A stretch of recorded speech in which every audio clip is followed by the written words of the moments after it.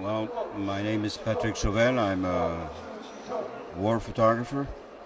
And when I came to Sarajevo, it was 92, at the beginning of the war. And then I, in and out until 94. I don't know how many times I came in and out. So I don't remember how many times. A lot. For which media have you worked in that time? I was working for Sigma, which is a French photo news agency. And I was on assignment most of the time for Newsweek and Paris Match in France and Stern in Germany. Can you describe a typical working day in the besieged city? Well, the days were not all the same, but typical working day, just get up early, walk up and down the city, or go around with a car and try to find out what was happening or what happened during the night, and to make a report for the newspaper and for you in your head to try to understand what's happening. There was the press conference, there was the morgue, there was the hospital, and there was the people in the street. There was 4 points where you could get information. And then afterwards, just doing your job, looking and listening. What was, when you look now from this distance, what was the most horrific, most difficult experience in Sarajevo?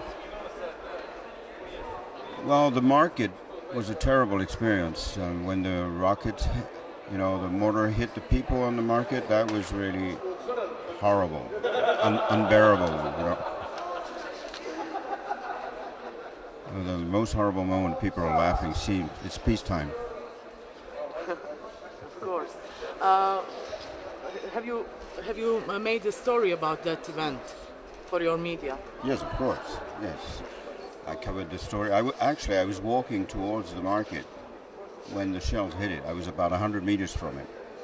That day I decided to go to the market to buy something, and when the shell hit, I was right in eye distance, from the place. So I was there very fast. I didn't take many pictures at first because I was helping the people, You can't take pictures when people need help. But then a lot of people came to help, and I started doing my job, which comes in second too. And then they were taken to the hospital by the French army, by private cars, and I took pictures. And you can see, for once, the French army helping, but they're helping in a bad way. They're carrying the casualties to the hospital. They were supposed to stop the casualties from happening at the first thing. But that's the way it was here. A very frustrating story.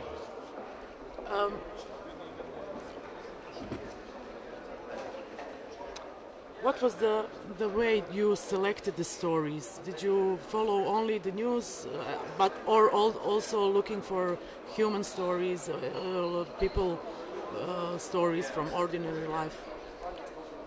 Well, the news was the ordinary life, so I didn't have to select that. And most of the time, it was the story that selected me.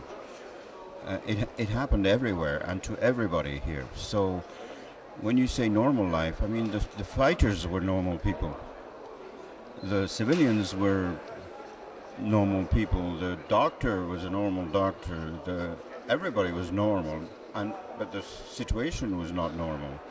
It was more than a war. It was something crazy. I mean, this is a city, multicultural city that's in Europe, that has the same background that we have, like Paris, London. It's the same kind of city. Olympic Games just before, and suddenly it's war, like 1944 or First World War. And some scenes you would see outside in the countryside, friends would tell me, this looks like Second World War or First World War. And I said, no, it's even further down. And he said, maybe it's American Civil War. I said, no, American Civil War, you had trains, you had, there's donkeys and horses. This is Dostoevsky. This is before. We've gone back more than 100 years. The whole civilization just fell right back. And it showed to us, of course, the people of Sarajevo, but to the press who came from Europe or United States, how fragile our society is. He's one crazy man, and the whole thing goes down, And Europe looks at it without doing anything. you know, and we were reporting all the time, hoping something would happen. Like the people from Sarajevo, you know, they hoped we would do something. Then they hoped the United Nations would do something, and then they stopped hoping. How do you consider reporting from war Sarajevo? Was it important? Was it did that help in the end stopping the war? Well, you know, what helped stopping the war is the bravery of the people of Sarajevo and the resistance. That is, there's no doubt about that. Then, of course, our report was important because if there's no witness of a crime, there's no crime. So it held the people, the politicians, and the international countries accountable of what they knew. Our job is to force people to look and see and understand, and if possible, react. Now, they could, before, if we're not there, they can say, well, I didn't do anything because I didn't know. There, they couldn't say that. They say, we knew, and we didn't do anything. So that means you're responsible for not doing anything because you knew. You can't say you didn't know. We were there to show you. So, of course, it's important to do this job because it makes people responsible for what they do not do to help the others. It's like, you know, watching somebody being killed or beaten up or raped in front of you and turning your back on it instead of helping. So our job is that. Do you consider war reporting from Sarajevo as objective reporting? Because until now I spoke with a lot of foreign journalists and they said actually we have chosen our side. Well, I covered all the sides. I didn't stay in Sarajevo. I went on the Serb side, I went in Vitez, I went on the Croatian side, I went in Mostar. I went everywhere. And I objectively filmed the Serb cannons firing on Sarajevo. And I objectively filmed the victims of the cannon and the shelling on the side of Sarajevo. I'm objective, but the shells were not. That's, you know, that's what we do. Well, my feelings, I of course wouldn't show them, but my film does. You know, your camera's gonna show me if I'm short or tall, even if I say you the contrary. The camera's a camera. You know? So, you know, and the Serbs tried to explain to me why they were doing that. Okay, and the Croats too, and the Bosnians. Well, the Bosnians didn't have to talk.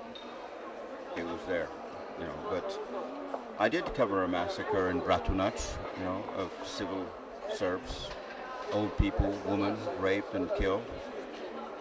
Until today, nobody really knows what happened, but the Serbs said it was Bosnian special units, Muslims that came in and massacred everybody.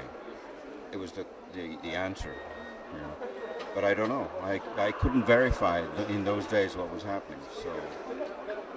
But the document is there, exists. So one day, maybe, if somebody, you know, tries to find out, it'll come out. Because we don't only work for the news. We work for the memory, the collective memory of ex-Yugoslavia, of Bosnia, of France, of England, of the whole humanity. You know, in 100 years, people are going to write stories, history books, films, documentaries about what happened here. And they're going to feed on what we did, because the people will be dead. I'll be dead, but our images and what you're recording now will still be here. So this is what we do. Have you been in position to apply censorship, self-censorship, on your stories when reporting from Bosnia during the war? Not here, never. I didn't have to. And were there some stories which were problematic according to your editors? No, I never had that feedback. I mean, my editor never had that kind of problem because you must not forget that there was lots of press here. So if they would get my images from the Serb side, they would get the images from the Bosnian side from another guy and from the Croat side from another guy, and everything would come to the same newspaper. And then there's a board of like 10 people that look at the pictures, read the writings, and put it together in a very calm and distant way to find a meaning to all this. So it doesn't matter if the photographer is tired or pro-Serb or pro-Bosniak or whatever, because in New York they'll settle down and watch everything and try to make the right thing. And plus that, you can't try to make, how do you say, balance. A balanced story. It was not a balanced story. So that's bullshit. You know, like the UN tried to tell us sometimes, no, Sarajevo is not, it's not a siege. It looks like a siege, but it's not a siege. We're saying, yeah? Okay. So what do you call a siege, you know? It's bullshit, that. Wars are not equal, otherwise, you know, it was completely outbalanced. There are lots of weapons on the other side, an aggressor, and here are victims who were fighting for their lives. If you've been in other crisis spot or war zones after Sarajevo, can you make some comparisons with Sarajevo? Was Sarajevo somehow special for you, and why it was special? Well, Sarajevo obviously was special. First of all, like I said earlier, it was in Europe. And usually I take the airplane to go to a war. I took my car. So it was like my war. We're the same people, you know, we're from Europe. And the symbol of Sarajevo, you know, the World War started in Sarajevo. And so from Sarajevo to Sarajevo, you know. And it was the beginning of a century and nearly the end of a century. And both times it's Sarajevo again. So, you know, so of course it's a very special place anyway in history. And plus that, a siege, a medieval siege in our days, I mean, it's incredible. I've never seen that. I've seen lots of fighting, lots of wars, but I've never been under siege, like in the movies or like in the history books. So of course it was special. Plus that, the people here have a way of dealing with a crisis with this incredible sense of humor. I had good laughs here under fire, you know, even with the soldiers. When we were in the trench on the other side of the museum, usually the soldiers have posters of naked women because they're in need of sex and they haven't had women. There it was food posters. They didn't care about the girl. They had girls fighting with them. But there was big posters of chicken and and pepper steak. You know, where do you see soldiers dreaming on a cookbook? And this sense of humor kept the city alive, you know, and the people were so kind. I went in the middle of ruins and people had nothing and they offered me coffee. There was no water, there was no electricity. How'd they do that? You know? It was incredible people. It's an incredible city.